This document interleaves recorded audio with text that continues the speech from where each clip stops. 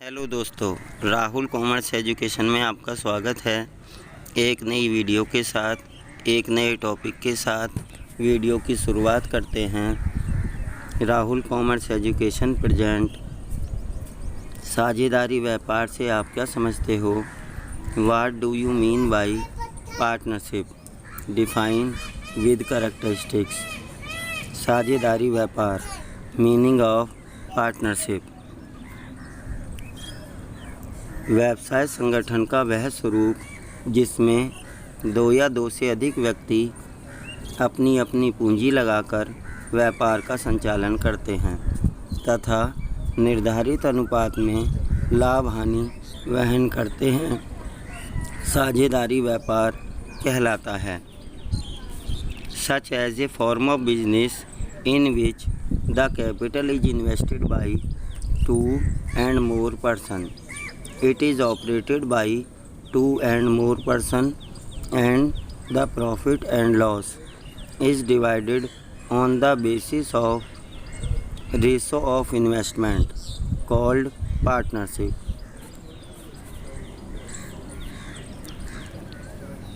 परिभाषा, definition. According to Kimball and Kimball,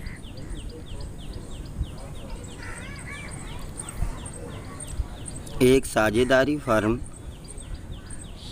प्राय उसे कहा जाता है जो व्यक्तियों का एक समूह है जिन्होंने किसी व्यवसाय को चलाने के उद्देश्य से पूंजी या सेवाओं का एकीकरण किया है। It is a group of human being who invested their capital for the object of getting profit with the help of joint service. विशेषताएं,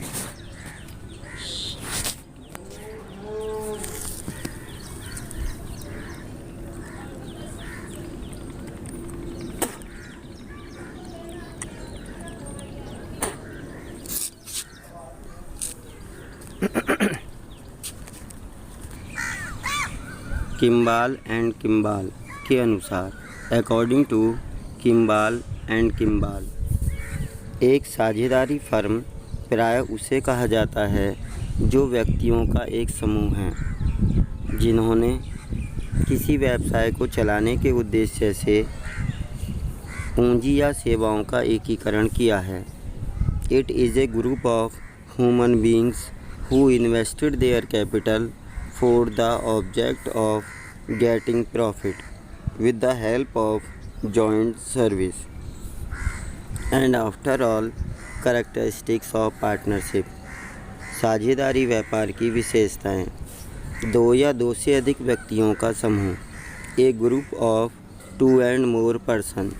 साझेदारी व्यापार दो या दो से अधिक व्यक्तियों का एक समूह होता है जिसमें सभी व्यक्ति अपनी अपनी पूंजी लगाकर व्यापार प्रारंभ करते हैं। लिखित एवं मौखिक अनुबंध, रिटर्न एंड ओरल एग्रीमेंट, सभी साझेदारों के बीच में एक समझौता किया जाता है जो लिखित तथा मौखिक हो सकता है। लाभ हानि का विभाजन, डिवाइडेशन ऑफ प्रॉफिट एंड लॉस, साझेदारी व्यापार में व्यापार के अंत में होने वाले व्यापारिक लाभ या हानि का सभी साझेदारों की पूंजी के अनुपात में विभाजन किया जाता है अथवा उन सभी के बीच होने वाले समझौते के आधार पर लाभ हानि का विभाजन किया जाता है।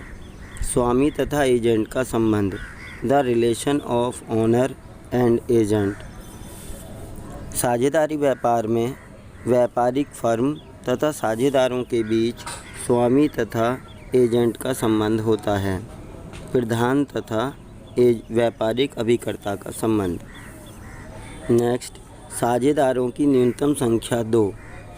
साझेदारी व्यापार में साझेदारों की कम से कम संख्या 2 होती है क्योंकि एकल व्यापार में एक व्यक्ति द्वारा व्यापार आरंभ किया जाता है जबकि साझेदारी व्यापार में कम से कम 2 व्यक्तियों का होना आवश्यक है।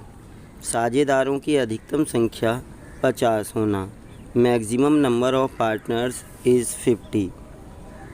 साझेदारी व्यापार में साझेदारों की अधिकतम संख्या 50 होती है, जो कंपनी अधिनियम 2013 द्वारा बताई गई है। इससे पहले कंपनी अधिनियम 1956 के अनुसार साझेदारों की अधिकतम संख्या 20 बताई गई थी और अब वर्तमान में कंपनी अधिनियम 2013 के अनुसार साझेदारों की अधिकतम संख्या 50 होती है। साझेदारी व्यापार में साझेदारों की अधिकतम संख्या के संबंध में कंपनी अधिनियम लागू होता है। सीमित दायित्व का होना, लिमिटेड रेस्पॉन्सिबिलिटीज़। साझेदारी व्यापार में सभी साझेदारों के दायित्व उनके द्वारा विनियोजित की गई पूंजी के आधार पर सीमित होते हैं। पूंजी लगाना अनिवार्य नहीं। It is not compulsory to invest the capital. साझेदारी व्यापार में यह आवश्यक नहीं है कि प्रत्येक साझेदार द्वारा पूंजी लगाई जाए। कुछ साझेदार अपने व्यापार की ख्याति के आधार पर, अपने विशेष योग्यता के आधार पर तथा वैधानिकता के आधार पर व्यापार में साझेदारी प्राप्त करते हैं। एकल व्यापार की अपेक्षा अधिक कानूनी कार्यवाही का होना। साझेदारी व्यापार में एकल व्यापार की अपेक्षा अधिक कानूनी कार्यवाही, वैधानिक कार्यवाही पाई जाती हैं। More legal activities than the sole trade.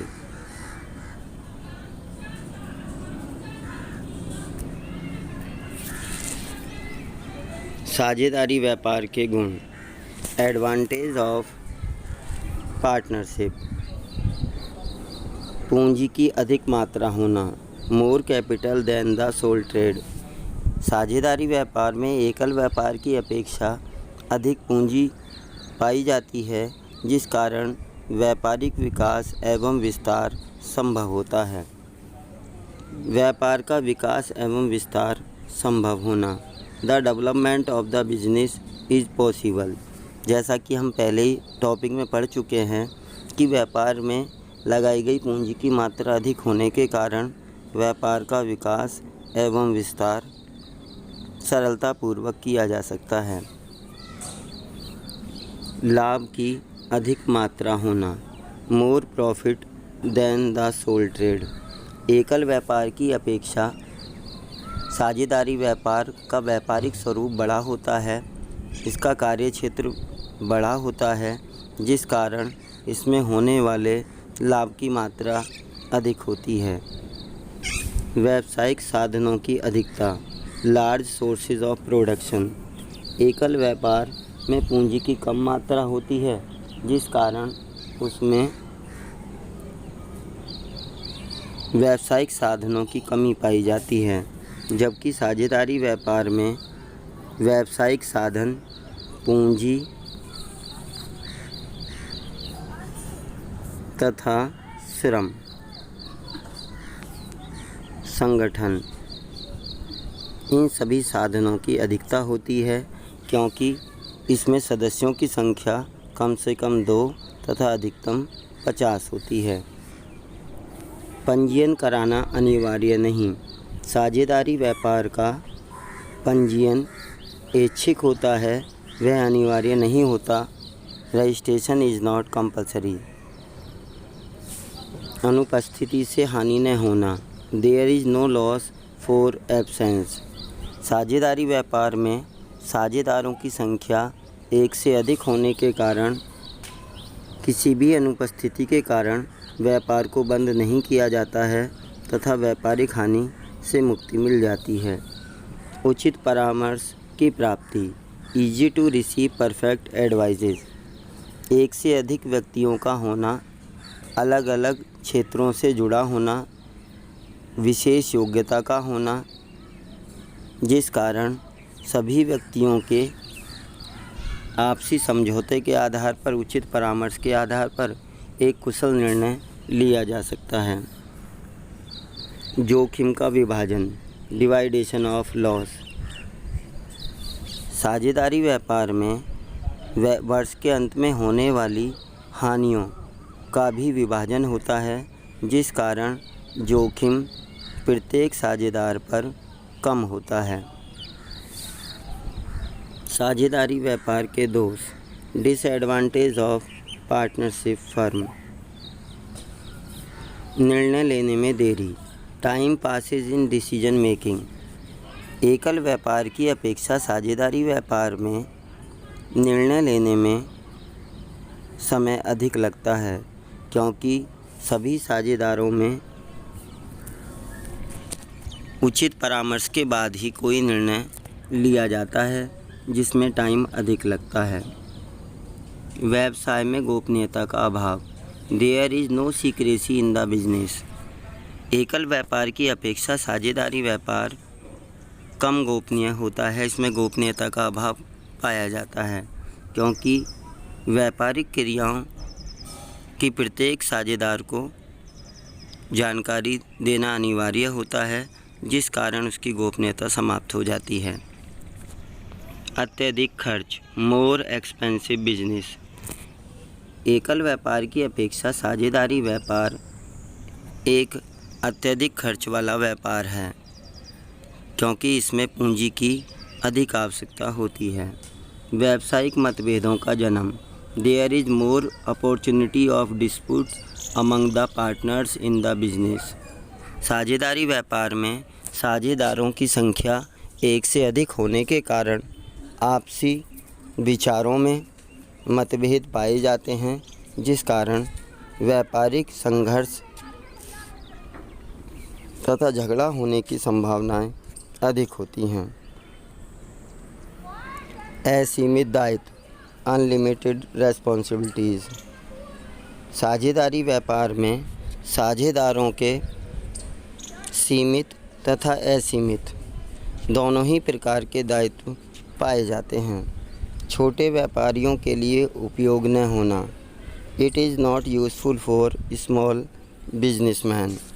ऐसे व्यापारी जिनकी आर्थिक स्थिति अधिक मजबूत नहीं होती है,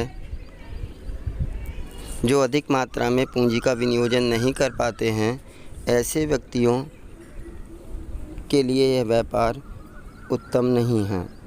तो दोस्तों, आज की वीडियो में हमने साझेदारी व्यापार का अर्थ, साझेदारी व्यापार की परिभाषा के गुण दोष के बारे में पढ़ा, समझा और जाना। तो दोस्तों, यदि यह वीडियो आपको अच्छी लगी हो तो ऐसी ही वीडियो भविष्य में देखने के लिए चैनल को सब्सक्राइब करें, वीडियो को लाइक करें तथा अपने दोस्तों में ज़्यादा से ज़्यादा शेयर करें।